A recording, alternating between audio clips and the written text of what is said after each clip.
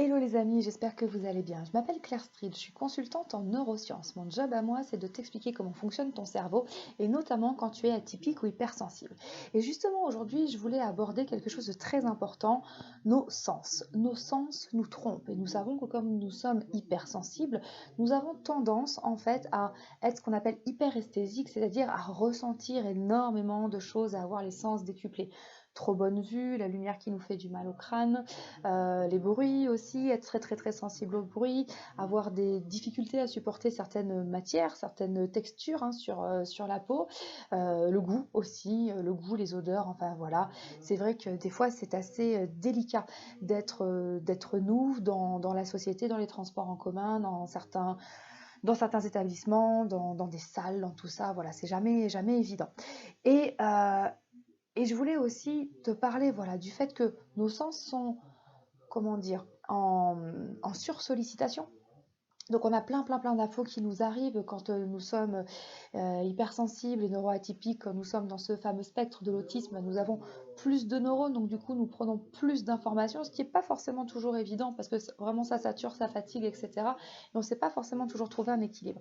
Mais ce que je voulais te dire aujourd'hui, en fait, c'est qu'il est très très important d'arriver à faire attention à nos sens et à essayer de prendre la juste mesure de tout ce qu'on reçoit. Et il y a un sens sur lequel on compte beaucoup, c'est notre vue, tu vois. Et j'avais toujours entendu des gens dire que notre vue nous rendait aveugles. Donc au début, pour moi, c'était pas logique parce que bah si attends, je vois, donc ça c'est un stylo, tu vois. Donc bah ça c'est un stylo, je vois un stylo, c'est un stylo. Il n'y a absolument aucun souci avec ça. Mais en fait, je peux te confirmer que notre vue nous limite dans ce que nous faisons. Et je voulais attirer ton attention aujourd'hui là-dessus, sur mon rapport au monde, qu'est-ce que j'en perçois, qu'est-ce que je ressens, est-ce que j'ai pas la possibilité d'avoir d'autres informations. Alors je voulais te faire un petit exercice aujourd'hui qui se rapproche à un exercice de relaxation, c'est ce qu'on va appeler un exercice de multisensorialité. Je voulais t'inviter à vivre une expérience aujourd'hui pour que vraiment tu prennes conscience de tes sens et de comment ils fonctionnent. Alors je t'invite à t'asseoir tranquillement, confortablement, là sur ta chaise telle que tu es, sur ton lit, par terre, comme tu en as envie, mais vraiment à te poser très très simplement.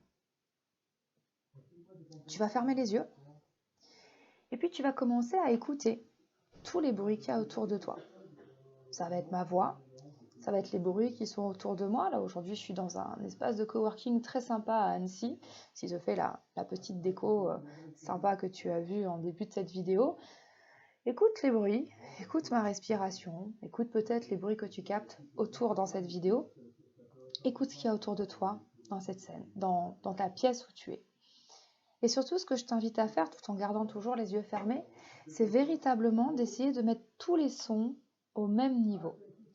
Je te demande juste de les écouter, de les conscientiser, mais pas de te laisser embarquer par ces sons-là. Donc, écoute ces sons, écoute ma voix, écoute tout ce qui est autour de toi.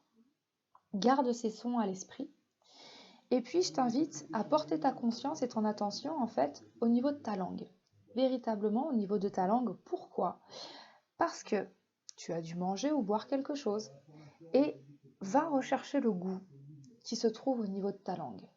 Reste en conscience sur les sons, sur ma voix, sur tout ce qui est autour de toi. Et recherche au niveau de ta langue le goût qui est encore présent dans ta bouche. Les sons, le goût, maintiens-le en conscience, en même temps, et si tu le peux, au même niveau.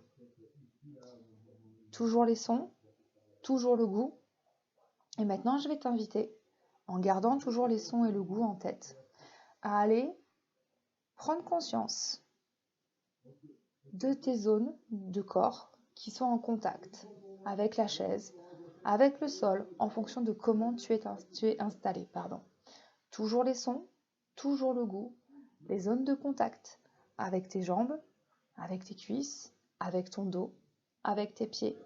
Garde en conscience ce toucher, le goût et ce que tu entends. Je vais t'inviter toujours à être sur cette logique d'écoute, de ressenti au niveau de la langue, de ressenti et de conscience au niveau du corps. Et puis, je vais t'inviter en même temps à percevoir l'air qui entre et qui sort au niveau de tes narines. Un air un petit peu plus frais qui rentre et un air un petit peu plus chaud qui ressort. Et là, tu focalises ton attention sur tous les sons, sur le goût, sur les zones de contact de ton corps avec ton environnement et sur ta respiration. Essaie de maintenir ces 4 niveaux de conscience. Prends le temps de les percevoir un à un, puis ensemble. Et je vais compter jusqu'à 3. Et à 3, tu ouvriras les yeux. 1, 2, 3.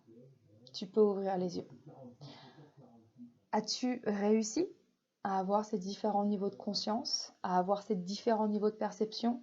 Et as-tu réussi à garder le goût, les bruits, le toucher, en conscience, en présence dans ta tête en même temps, au moment où tu as ouvert les yeux? Normalement, la réponse est non. C'est extrêmement difficile. Dès que nous ouvrons les yeux, en fait, c'est notre sens prédominant.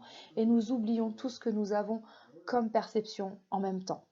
Donc, tu vois, notre vue nous aveugle par rapport à plein d'autres éléments.